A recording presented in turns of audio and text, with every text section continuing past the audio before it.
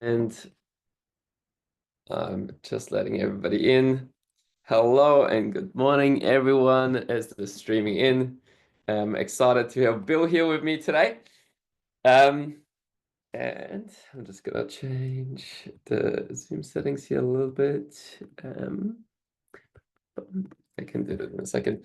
Amazing. Well, welcome, Bill. I'm excited to have you on for the next 60 minutes. You know, I have a lot of questions, so hopefully we'll be able to get through all of them. But there are the four main points which I wanted to cover a little bit of yourself, especially focused on then founders getting into the US, a little bit of touching on the thematics, and then I wanted to go through the Slidos. But Great. um, to introduce you, you are one of the first investors in Zoom, in TweetDeck. I saw you invest in SafetyCulture, one of the first investors in Canva. I think I listened to a podcast of yours of being the second or third investor in the first ever Blackbird fund as well. So you've got a very strong Australian connection. So maybe let's actually start there. What is your Australian connection? It actually started pretty randomly. And maybe unsurprisingly, it started around kite surfing. So there's a guy that some of the entrepreneurs on this in the audience have probably met, named Larry Lopez. Larry's been part of the tech scene or funding scene for decades. So he actually grew up in Silicon Valley and was part of Silicon Valley Bank in its early days. He happened to marry an Australian woman from Perth. And he also, through just interaction here and other friends, he knew that I just loved kite surfing. So given that he was in Perth and he was on the Curtin advisory board, the commercialization advisory board for Curtin University of Perth, he wanted to throw a conference because he kind of missed all the activity in Silicon Valley. And he threw something called the Innovator of the Year Award in a little conference called Univation. And I think this was in 2010. So it was a good, 14 years ago. Yeah, wow. So I get connected to him. He calls me up and he says, "Hey, Bill, I got something for you." And I said, "Well, what's that, Larry?" And he said, "Well, I'm throwing this conference at Curtin, and it's, this is a great area for kite surfing, which I think everybody that was a windsurfer, kite surfer knew. Margaret River, the Perth coast, it's just great. And it's a place that I'd wanted to go for decades as a windsurfer before I started to kite." So he said, "I have this conference and I've got budget. And if you're willing to come out and do a 1 hour keynote, I'll get Curtin to cover your travel and you can kite up and down the coast for a week." And I said, "Oh, I'm in." Anyway, so that's how I ended up coming out to Perth, Australia. And I did exactly that. I didn't realize why Margaret River in that area, legendary, but I had never actually tried to figure out how to get there. I had no idea it would involve 20 hours of flying. But, it was one of these once in a lifetime things. So I came out and I went up all the way to Geraldton, kited or up to Wedge Island and Cervantes, Whoa. you know where that Oh my is? God. Went all the way down to Flinders Bay and Margaret River and to the tip where the two oceans meet. I had a blast, and then I came up and I did my 1 hour talk. And when I did my talk, that was again, the timing was around 2010. The world in tech had changed. In the 80s and the 90s, when I first came out to Silicon Valley, most of the tech startups were hardware. And I started as a silicon chip designer. So those kinds of businesses took many hundreds of millions of dollars. And for all you startup people out there, a typical startup, you'd have to raise over time, maybe $500 million. You would hire hundreds of people that had to be in the same building with the, giant tool sets and all kinds of stuff. And then you would build a burn rate up to maybe $3 to $7 million a month. And you'd have to hold it there for 5 to 7 years before you shipped a product that might be worth $100. Yeah, wow. Anyway, so that was the grueling kind of startup that I was used to. And by after the chip wave and then the communications equipment wave and the internet wave, it all shifted to the user interface. Yep. So when the iPhone came out, I started funding these one-person companies, because there was evidence that a kid like Mark Zuckerberg could start something in a dorm room. And so I started seeding things like TweetDeck or Tango or Voxer, or, I had like a half a dozen of these companies that were 2-3 people max at the start. And that was the environment and the timing of which I came to Perth.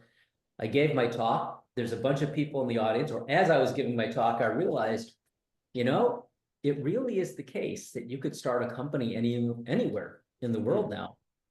Maybe somebody in this audience is going to go home and code something up. I should find out who that is.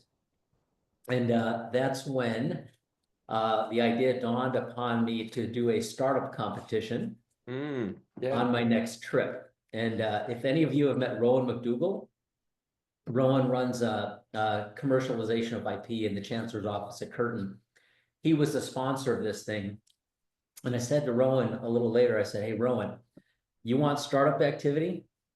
All you have to do is carve off a little bit of the infrastructure that's going to get put up for the square kilometer array. And I'll run a logical pipe out to a little red brick building in San Francisco. If you let me give that capacity away for free, I guarantee you I will get you startup activity. And a digression on that, when I came out to Perth, he took me to visit the team that was planning the SKA. And for those of you that don't know that project, it is a project in play now to build the world's largest radio telescope with a surface area of the dishes that equals a square kilometer. And the project is now spread out from Perth to South Africa with dishes that are in an arc. So as the world turns, there's a sweeping arc that collects images of the universe to do all kinds of stuff. So oh my God. Sorry, that project required a data center capacity, storage capacity, and bandwidth twice the entire capacity of the internet at that time. So given that they were planning on building it, that's what I said, hey, just carve off a chunk of that and let me just give it away. You could put terms on it, like you had only 6 months or whatever you want to do. And so that was the start of my relationship with Australia and all kinds of things that flowed from that one trip. Yeah, wow, geez. All right, 2 threads I want to pull here. Which is one, actually the first one, which is you gave the talk, you kite surfed in WA, and I think that was also the first time you met Melanie Perkins at Canva. Yes. Can you tell us a little bit about that first meeting? Yeah, so Larry had told me, oh, there's this entrepreneur that wanted to meet you, could you spend time? So I can't remember what part of the talk or after there was a dinner and things, but Melanie showed up, and I'm for whatever reason a pretty casual person. I dress like this most of the time. She showed up in a suit. And anyways, there's a young gal, and I think she was 23, and she walked up and introduced herself and started to describe what she was going to build or wanted to build, and it got my attention. And it's really hard to tell what it is that gets my attention. In this case, because she was taking on Adobe, there are 2 things that registered in my head. One was I was doing a lot of cloud and mobile investing at that time, and it was pretty clear to me that there would be a day, this is 14 years ago, that Adobe's business model would not be durable if they kept selling $1,000 CD-ROMs in cardboard boxes. And then and then finding another vendor to take a class to learn how to use it. So it was obvious to me that that was going to get disaggregated like everything else is getting disaggregated and served in pieces over the web. There's another data point that a lot of people don't know, which is in 1986, I did a consulting project for a company that was in the photo typesetting business that made the big printing plates for newspapers. It was kind of a monopoly business. They would take satellite feeds, drop them down, it would assemble the page, and then they would output these plates. That company was sitting on $500 million in cash, and they hired me to do a diversification analysis to figure out what to do because they knew their business might be in jeopardy someday. And I picked out about 5 companies for them to look at. And my single biggest recommendation was they should buy this little startup company for $40 million called Adobe.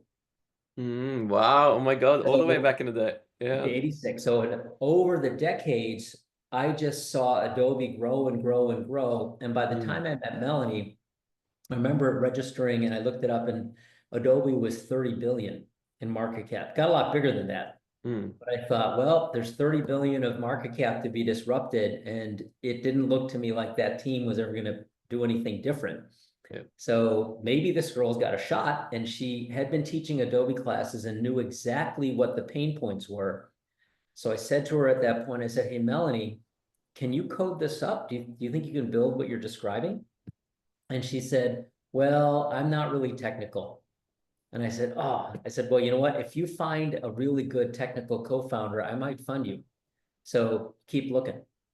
So that was the start. And I think it took a good 3 years before everything really came together and the seed round got completed. It was a rolling thing for years. Yeah. Wow. What a story. Obviously, it's paying off. And all coming from a bit of kite surfing in WA. How good. Which brings me to my second topic for today, actually. Aussies and Kiwis in the US. You've got a strong connection, obviously, to both US and Australia.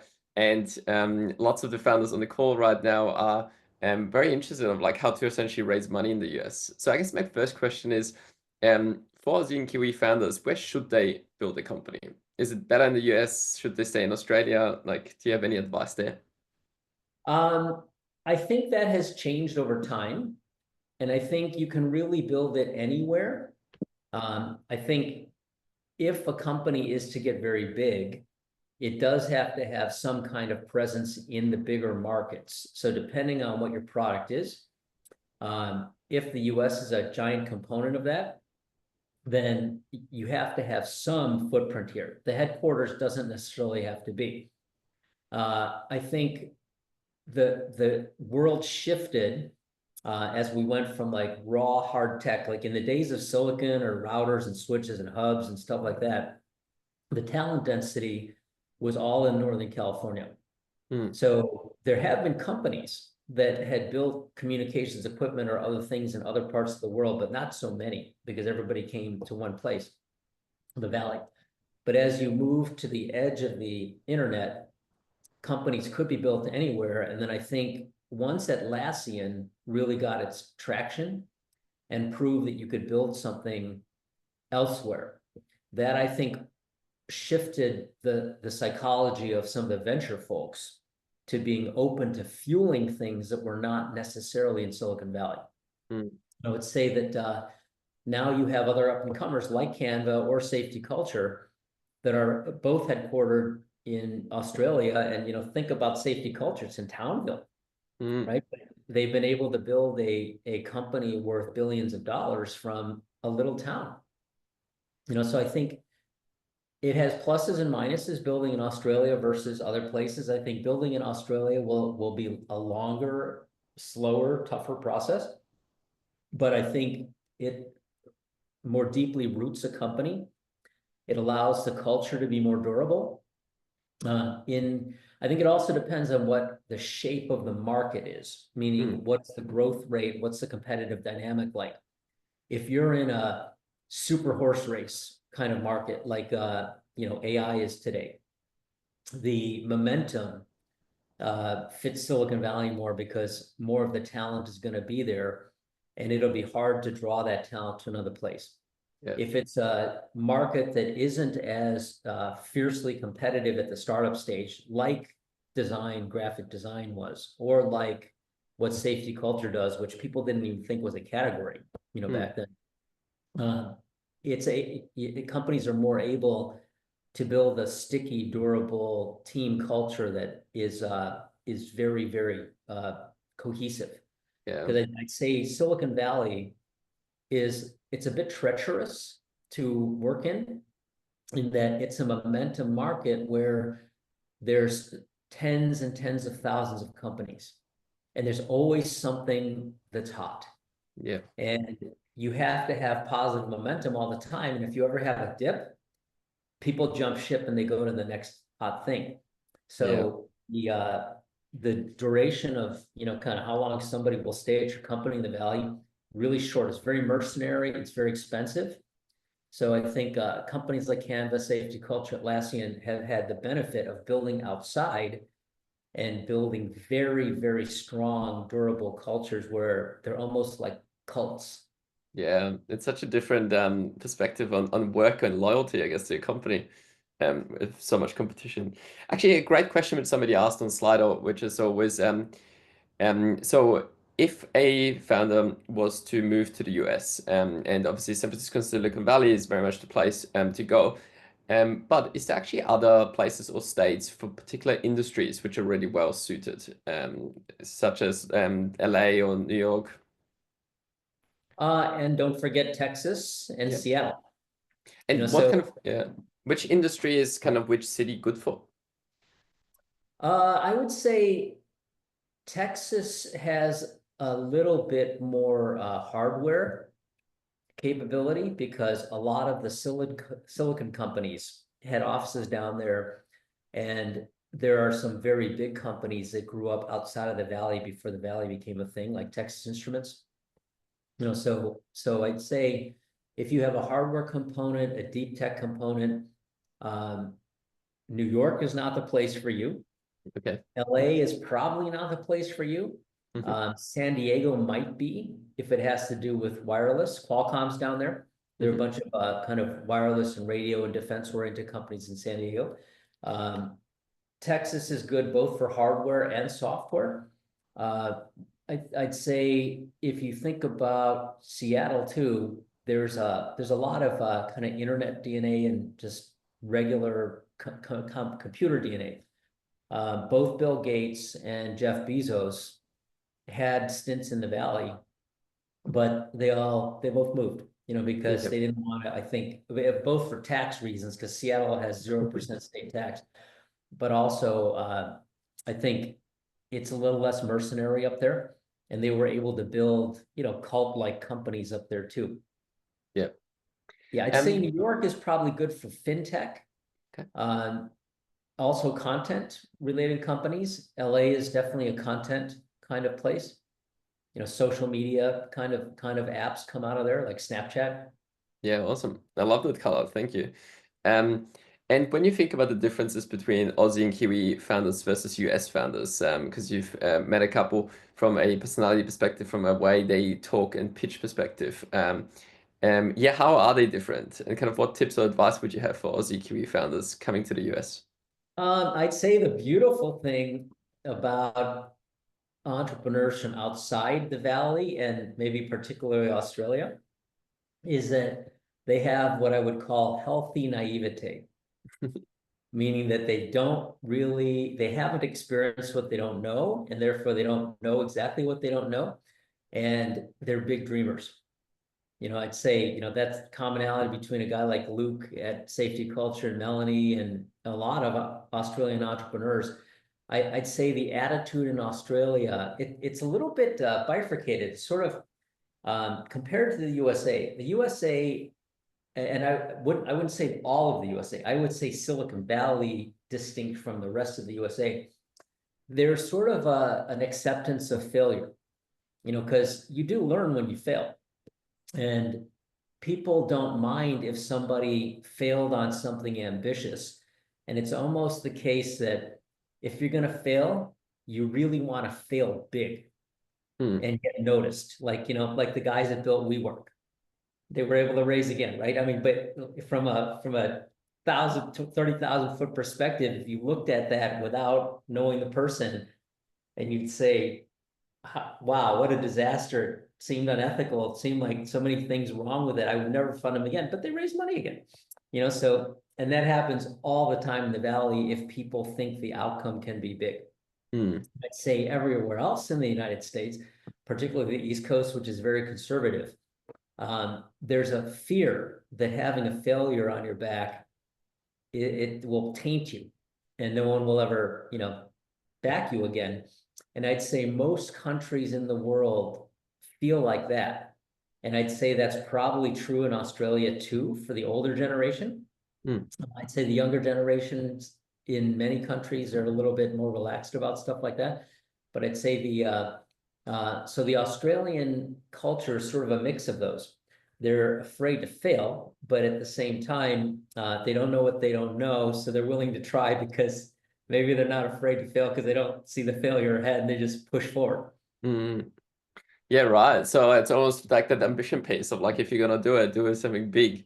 That's awesome. And last question here on the US side of things, and then we can move on to themes, is um, for an Aussie and Kiwi founder going to the US for a 1 or 2 week trip, like what should they do? What would be different for them? And how can they really expand that kind of mindset for ambition? What would that trip almost like be like to open their minds? Are you talking about kind of on a directed mission to raise money for a company or just to learn? Let's actually call it like a fundraising trip, going for 2 weeks to essentially pitch a bunch of investors. Yeah. And yeah.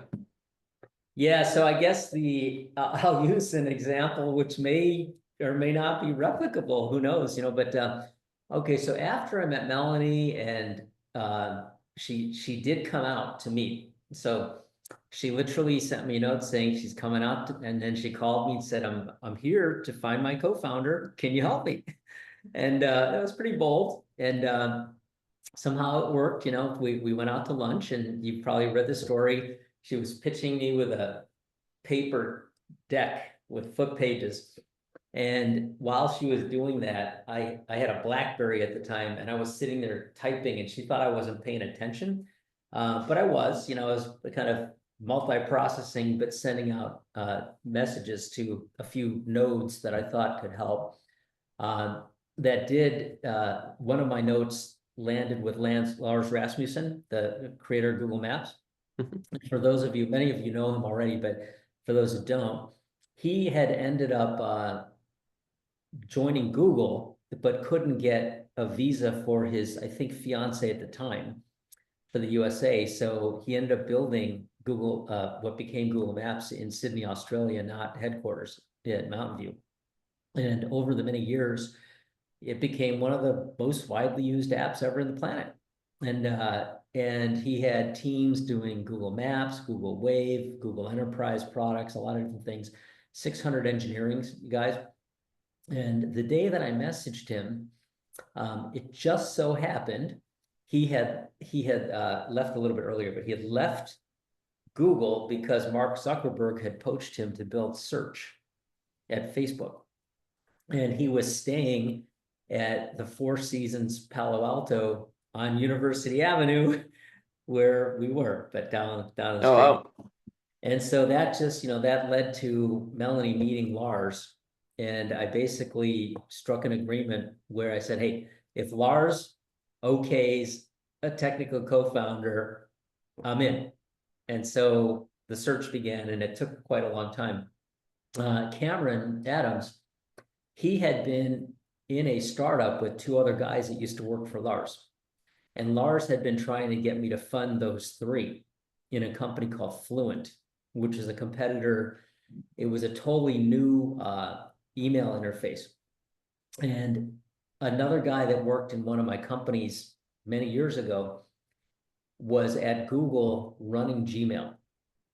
And his name's Patrick Gaynor. But Patrick had been sending me notes every once in a while saying, hey, I've done a lot of things at Google now. I think I'm ready for, my next move to maybe run a company.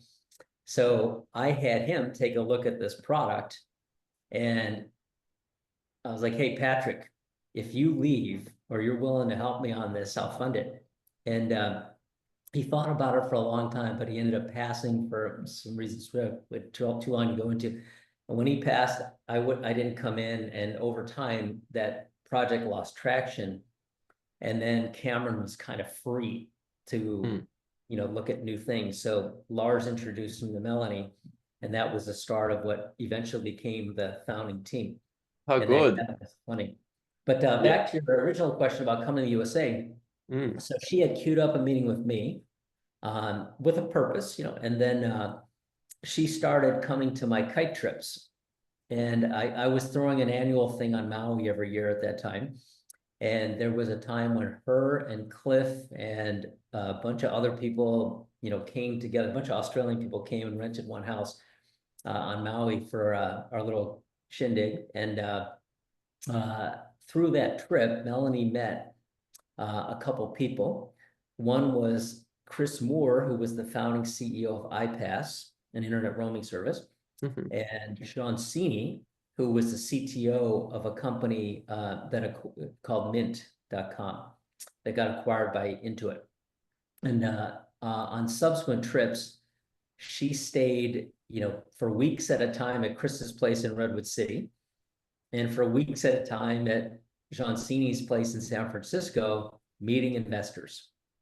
And over the course of many months, she collected lots of, checks from our network of entrepreneurs and friends and others to aggregate what became ultimately a $3 million seed round. Yeah, wow. So actually pulling in, so almost like on network when you come. Love that. And also pulling on the first thread which you mentioned, which is what I found to be true in Silicon Valley is just how much faster and easier it is to get connections. Because people then are literally just down the street and they are willing to meet up for a coffee the same day. Which is so unusual, which is very much to your story of Lars. That's very cool. It's a very open environment here. Alrighty, well, let's move on to part number 3, and I know we've got quite a few Slido questions as well. Part number 3 is all about themes, and I know you've got a great wave analogy, also very appropriate for Australians. Yeah, tell us a little bit how you think about those kind of markets. Sure. So I'll frame it first with an early lesson that I was told when I first got into venture capital. So when I came out to Silicon Valley, first time was 1983. So before many of you were born on this Zoom, the Valley was really just, it had formed, but it was still in its formative stages. And I joined an already funded startup called LSI Logic. The startup was founded by the CEO of Fairchild Semiconductor. And if you know any history of the Valley, Fairchild was sort of the mothership. It's the company that gave birth, through a lot of people leaving, to Intel, National Semiconductor, Advanced Micro Devices, LSI Logic came out of there. Yeah, well. Kleiner that started Kleiner Perkins came out of there. The VP of sales of National was Don Valentine. He started Sequoia. So the CEO of Fairchild started LSI Logic. And Don Valentine, on his second fund at Sequoia, funded us. Tom Perkins, co-founder of Kleiner Perkins, on their second fund, funded us. And the third party was IVP. So Don Valentine and Tom Perkins were on our board. I did have the luxury and luck, and who would have guessed, that he'd become so significant. But I had a lot of lessons from Don on, sales, marketing, things like that in that era. So when I finally went into venture capital, I would follow him around basically, and I funded Microchip with him, which is a microcontroller company. I think it's worth about 100 billion now, but that was in Arizona. We had a flight canceled after a board meeting, so he had to have dinner with me. So we were stuck in the airport, and I asked him, Don, what do I have to do to be good at this business? And he said, well, it's really very simple. You only have to get 3 things right. He said, you got to get the market right, the team right, and don't overpay. So get the capital structure right. You do those 3 things, you'll make money every time. And he said, but if you get the market wrong, you'll lose money every time. He said, think about it this way. You can have the best team in the world, infinite capital at your disposal. You go in a bad market, the market's going to win. So he said, always focus on market size and timing, And then now this is a different era because it was an asset heavy business at the time, silicon. You'd say, and then you swap the people in and out till it works. And then you just have to make sure that you don't put any landmines in your capital structure that will prevent future financings. So those lessons, they did stay in my head, you know, kind of peripherally for years, but over time, they've made more and more sense to me. And so I'd say the number one thing is there a big market about to go through some dislocation or disruptive change? And is it the right time? And if you think about the timing element, to go back to a surfing analogy, I'm sure everybody on this call has tried to surf at least once, and you've all been there. There's waves going across, you're sitting on your board, and if there's only three places you can be. You can be in front of it, on it, or behind it. If you're behind it, there is no possible way to swim up the back of a wave and drop in with other people there. It just will never happen. Markets are like that too. There's energy waves of kinds of businesses that arrive at the same time, and they're all moving. And if you're too far behind, without some other disruptive change, there's no wave to catch. If you're too far out in front, and I see this a lot, and I used to fund things too early. The other thing that people do is they get in their head that it's the thing, and they know more than everybody else, and they go for it, but they're way too early, and the wave never hits. So if you're too early, there's a phrase, being early is a lot like being wrong. Nothing's working, right? And all you end up with is a lot of burnt money and a tired team. So a lot is to be said about timing. So you got to kind of set up, be looking back to see what's coming, and you got to paddle at the right time, but don't paddle too fast. So don't burn too much money. You got to kind of go with it until you feel like you got traction. And then when you feel like you've got that product market fit, then you gun it. And then, you know, if everything works right, you paddle a couple of times and you're standing up and you go, you know, so that's how I think the best venture deals, best companies, the best timing and positioning happen like that. They come out of nowhere and all of a sudden they're going. In Australia, look at Leonardo, right? Yeah. Perfect time. You know, they were there early, they're paddling around, but boom, the market hits them in the head with a 2x4. Yeah, things So can happen very fast. Yeah, you got to be there at the right time. So on that note, what thematics, what waves, what kind of market movements excite you right now, where people are right on the wave rather than just already behind or in front of it? Well, so different waves obviously will have different characteristics, you know, so there's some that are kind of big, slow rises that run for a while, and there's others that come up really fast. And I'd say the more you go towards hardware and infrastructure, the more you have these big rollers that go for decades. And I'd say the closer you get to the user interface, the more you'll get these quick spikes that sometimes stick and then sometimes go away after a few years. Mm. So I'd say the internet infrastructure wave from 94 to like 2002 is a lot like, it feels a lot like what the GPU AI infrastructure wave looks like right now, which is carrying NVIDIA, right? You see the usage of GPUs for these training models. It's insane. It's not linear. It's not even exponential. It's like hyper exponential. The cost of training GPT-3 might have been, and I don't have exact numbers, so these are just wild guesses, but talking to people that seem to know and are close to the real cost, it seems like GPT-3 was 30 million. GPT-4 might have been a couple hundred. The next one might be in the billions.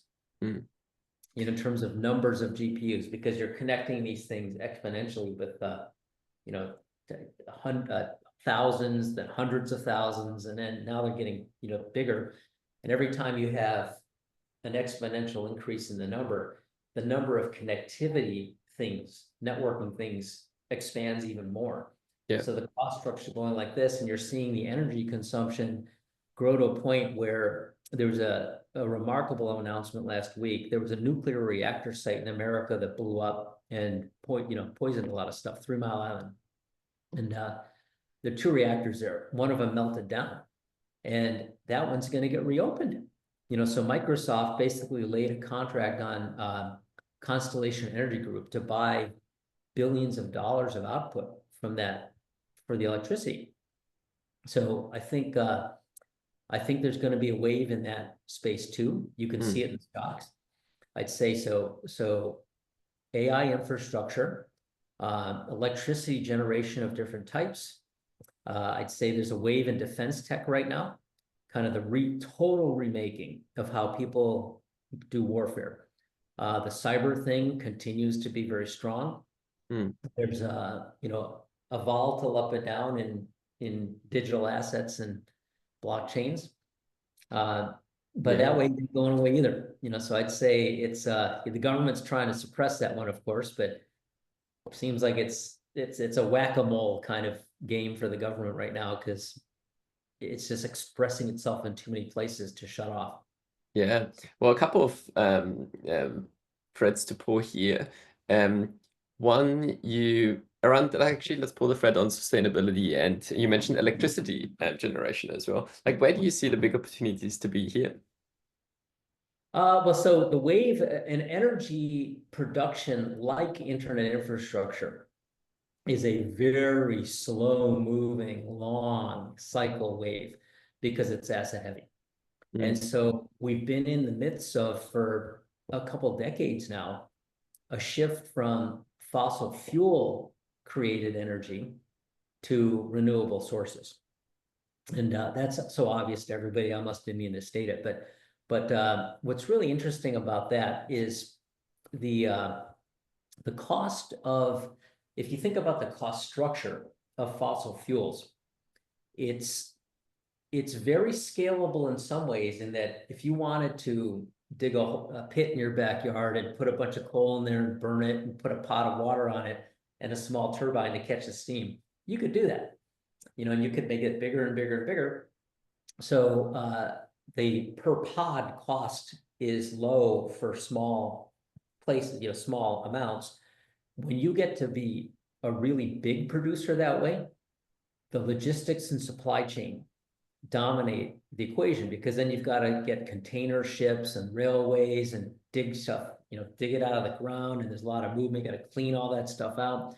So the marginal cost goes up the bigger it gets. When you do solar or hydro or wind, there's a big CapEx cost up front, but once you've got there, the marginal cost is nil. So around 2018, there was a break point where the cost of producing renewable energy of almost the main types, nuclear, wind, hydro, solar, fell below the marginal cost of producing energy by coal. So that was a structural shift, where before it was all done with subsidies and people had to kind of be talked into trying. It suddenly became economic, where, oh, that is the right decision. And now the question is, what is the scale of demand? If you, for example, had enough consumption to draw everything off a big hydro dams are really expensive, but once you put up the spinning wheel under the water, it doesn't cost anything. So the cost of hydro is sometimes like a penny a kilowatt hour, where coal is like 6. So it was like 6x. But the cost of putting that up is very expensive. So I think that is going to change, and also the curve of how energy is produced, because wind, it's windy for part of the day, and solar pumps in the day, doesn't do anything at night, and the demand curves don't always fit that. So one of the things that I think is going to happen, and this is a multi-decade shift, is, and just for a background, if you think about what do electrical grids look like, they look a little bit like water pipes, because people don't really have a concept of what electrical grids are like, because they don't work on those, but you understand your faucet. So you'll see a big water tower up on stilts by a town, Mhm. pump water in that thing until there's pressure, and the water basically leaks down to all the pipes, and you turn your faucet on, there's pressure. And you can put water in anywhere, and it goes back up. Electrical grids are like that. They basically store electricity at high potential, and you can put electrons into the system with a solar panel or whatever. But if you get too much pressure, as you would at the water tank, it will explode. So these electrical grids, they weren't designed for that. They were designed to have a central power plant pushing electrons to the edge and at known rates.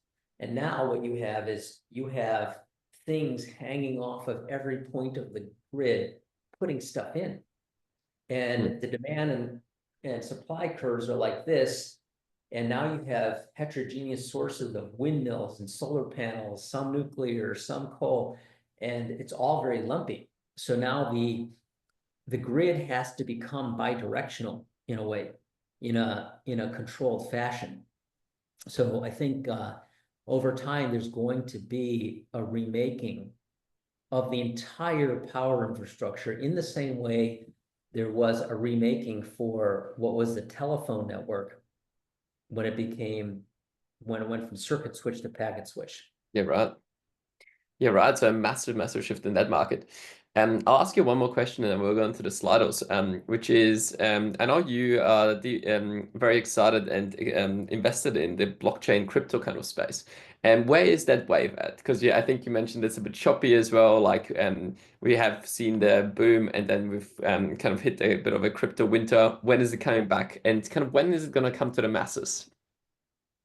Well, okay, so let me bifurcate the answer to that, because there's a foundational part of the blockchains, and crypto are, interchangeable words in some ways, that is what drew me to it in the first place, which is if you think about what TCP/IP did, so transmission control protocol, internet protocol, when stuck on phone lines.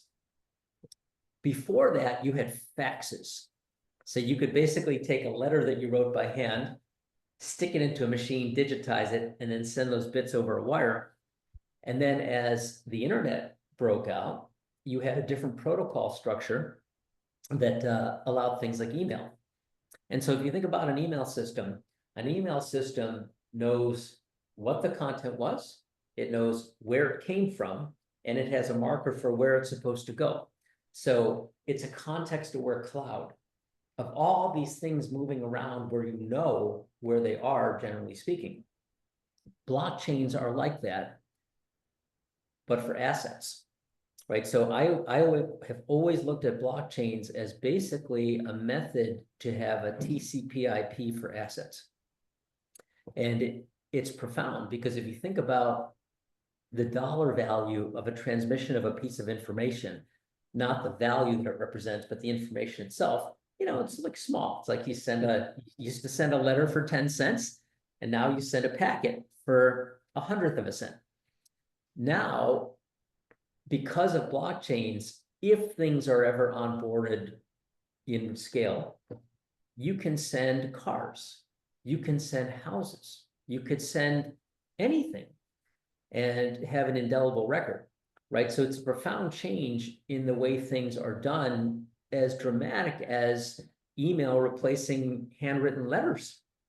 But it's a long curve because of when I said bifurcated, blockchain for assets as a concept, wonderful. Money is an asset. Once you start getting into moving money, then you have money transmitter laws, you have lots of regulation, and you have threatened governments. So that is the part. In the internet case, you had threatened phone companies. But in the United States, there was something called the Telecom Act of 1996, which was a move to deregulate and to break up AT&T into smaller pieces, all the regional bell operating companies, that allowed the net neutrality and all these internet companies to flourish. So that was one industry. But now you're talking about, the government, which, at least in the case of the United States, does not want to lose control over its dominant reserve currency. Yeah. So I think because all of the activity shifted pretty quickly to moving money around or proxies for money in these, kind of scam tokens and all that shit, it just it was like a lightning rod for the regulators to give them an excuse to come down hard. And so I don't know when there will be longer term things like, there are some really interesting companies that are doing things like property rights, house titles, and things like that. Those should over time become standard fare. And then all this, all the crypto token spinning shit, that it's just it's introduced unnecessary volatility and a lot of skepticism. So I think that those waves sort of have to pass. Yeah, right. So it's almost like a maturing of a couple of waves there. Yeah. To really come to the big piece of disrupting government. Fascinating. I like that thesis. All right. Well, we do have 15 minutes for the Slido question, so I'm gonna jump straight into it. And the top upvoted one here is when a founder approaches you, what is the one thing you often wish more of them would do or prepare before the meeting? So what do you wish they actually had done before the meeting? Well, so every approach is different, so I can't say that there's one thing that I would say everybody should have done, but at least for me, and so this is very stage dependent too, the answer to your question. I'd say when I'm looking at very, very early stage companies, I'm looking to solve for those three things: market timing, management, and valuation. And so the more clarity there is on those things, the better.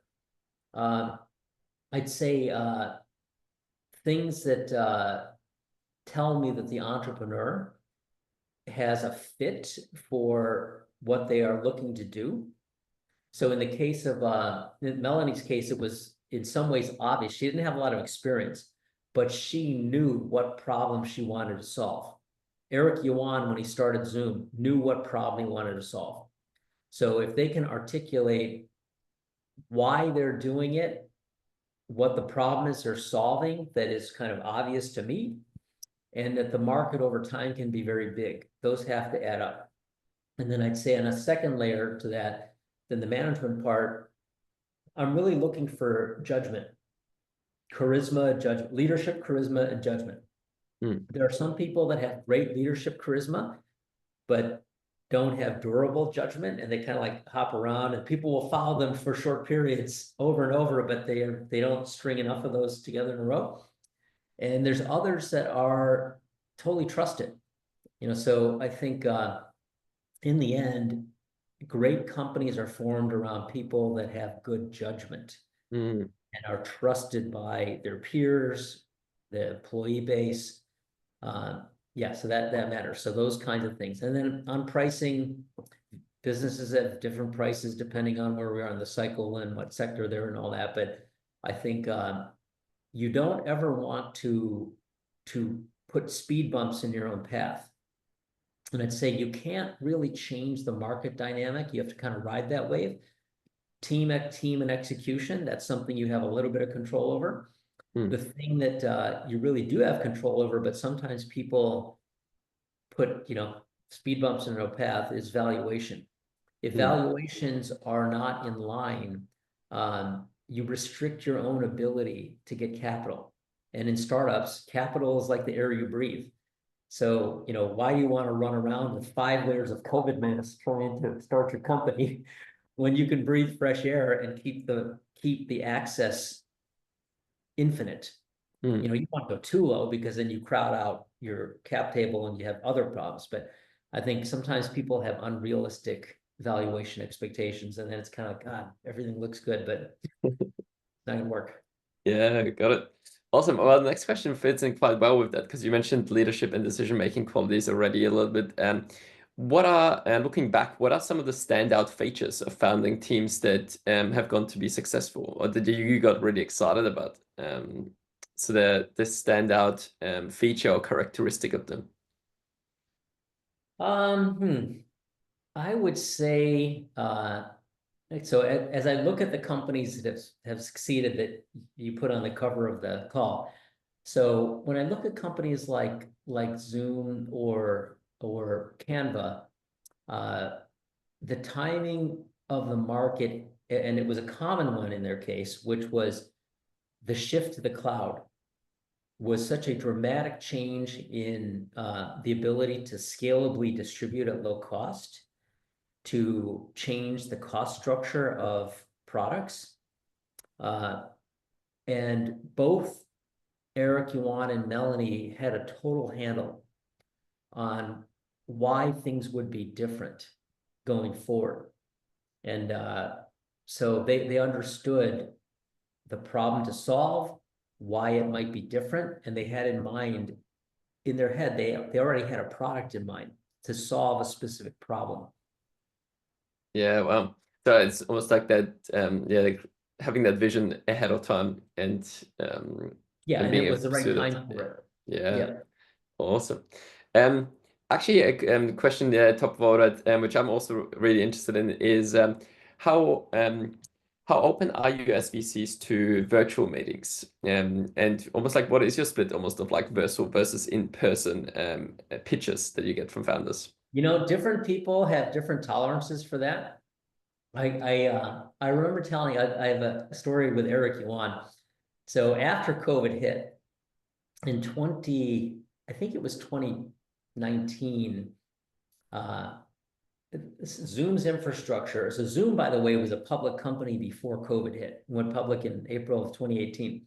And it was a $300 million a year business, 83% gross margins, 27% pre-tax.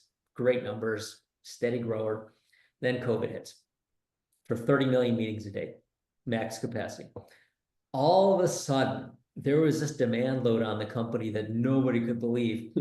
And I think in February of that cycle, when COVID hit, suddenly they had to handle 200 million meetings a day. And then the next month it was 300 million meetings. And then the next month was 600 million meetings. And during this period, no one was able to fly. And so they were trying to set up infrastructure in all these places and they couldn't even get on planes easily. And anyway, so they delivered. They were able to make it work. And I was texting with Eric during that period, and I said to him, you know, Eric, I think I just lost my competitive advantage. And he's like, what do you mean? I said, well, you know, I said, I seated you and Canva around the same time, and I got used to doing all my meetings online. And when I did other fundings, I was so used to just doing things virtually, I didn't need to meet people in person necessarily. And none of the other venture guys were willing to go there. But I was like, now everybody's going to get used to it.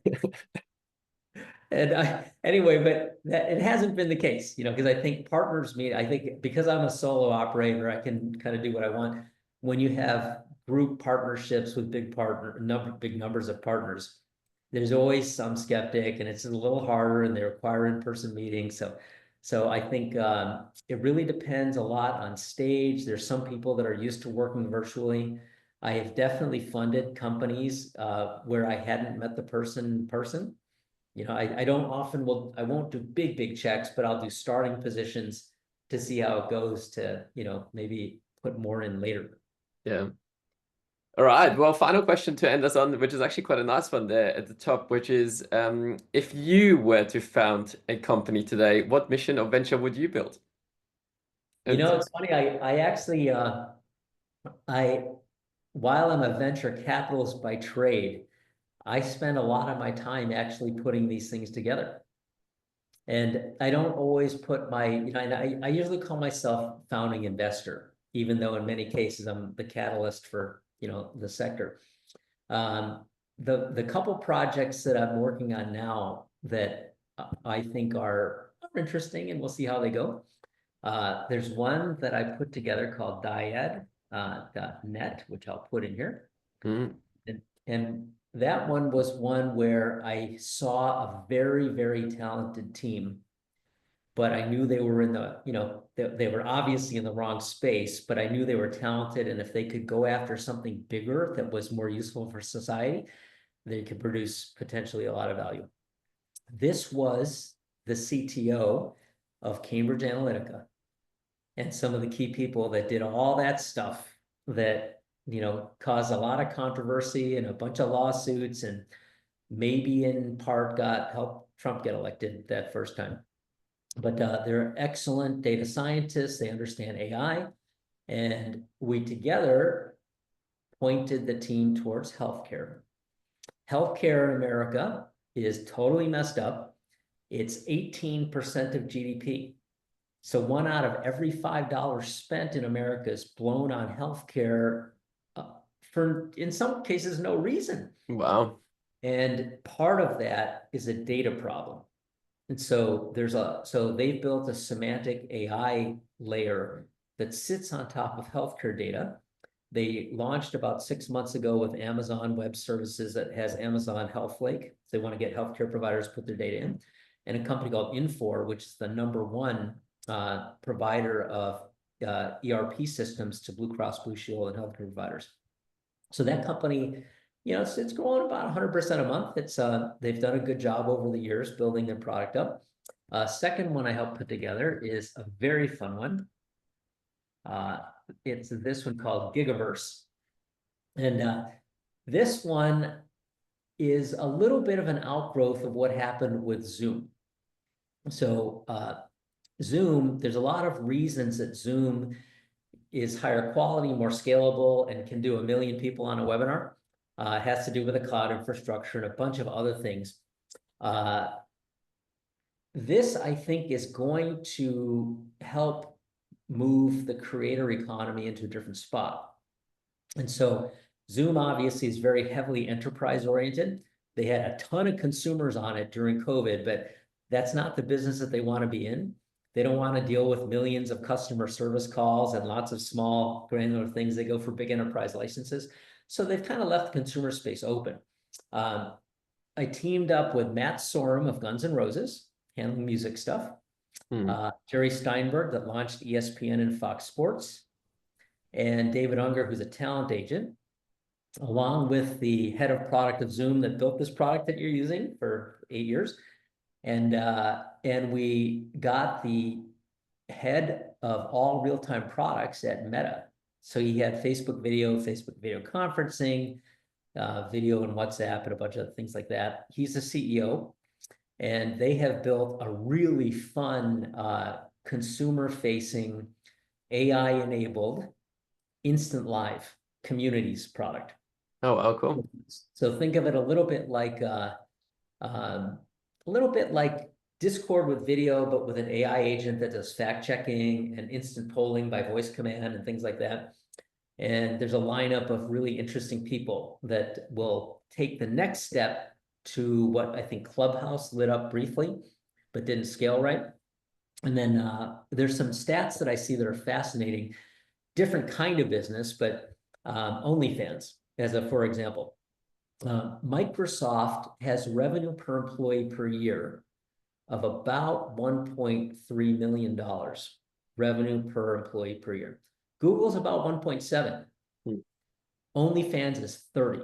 Oh my God. Wow. That's insane. Yes, OnlyFans as a creator economy, but porno business. It's roughly, I think, a $7 billion business a year that generates $6 billion in cash or something like that. They dividended $1 billion out to the owner over the last 3 years. So I think, porn and things like that lead other markets, like they did VCRs and DVDs and, what have you. There are other companies like Tango.me that is a non-porn kind of, self-broadcast, generates about $600 million a year. So I think this whole category of how do you empower this next generation of people that are, the next generation of Mr. Beast. So the people, like the whole crowd that's on YouTube or TikTok stars, that's a new category, and there isn't really a good solution for them. So So those two areas, I think, we're in this, those are areas that I think, healthcare's got to get fixed. Creator economy led, different form of social media. I think the world around Facebook has obviously stagnated, peaked, and is dropping, and they were very fortunate and smart to have bought Instagram. But I think there's going to be some structural shift there in the next 5 or 10 years. Amazing. Wow. Two great missions there to pursue. Bill, thank you so much. That was incredible 60 minutes. We covered a lot of ground. Thank you so much. And come out to Perth first week of December for West Tech Fest. If any of you are out there, it's beautiful. It's beautiful in Sydney and Melbourne too, but Perth is really special. Amazing. That was my final question, which I was going to ask. If a founder wants to get in touch with you, how do they get in touch? I will be in Australia the first week of December at West Tech Fest, westtechfest.com.au. You can also reach me on LinkedIn. Look me up as Bill Tai or Kite VC. Amazing. Thank you so much, Bill. See you next time. Okay, take care.